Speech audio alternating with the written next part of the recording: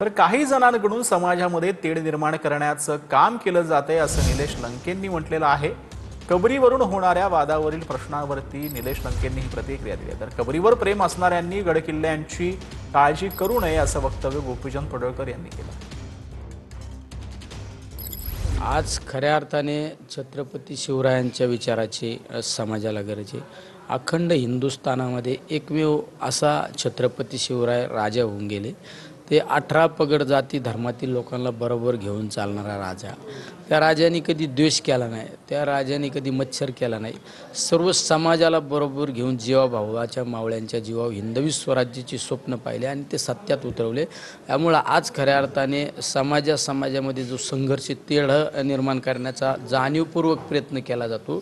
त्यामुळे आज समाजाला आज छत्रपती शिवरायांच्या विचाराची खऱ्या अर्थाने गरज आहे। तिथं कबरीचं त्यांना प्रेम जर आला असेल तर त्यांनी तिथं निवांत बसावं। त्यांनी मग गड किल्ल्याचा विषय घेऊ नये ना। गड किल्ल्याचा विषय घेणारी लोक खूप आहेत। त्यांनी कबरीचा विषय जर त्यांना प्रेम असेल तर त्यांनी कबरीच्या तिथं बसावं, जिथं जिथं कुठं आहेत त्याला जरा प्रोटेक्शन त्यांनी द्यावं।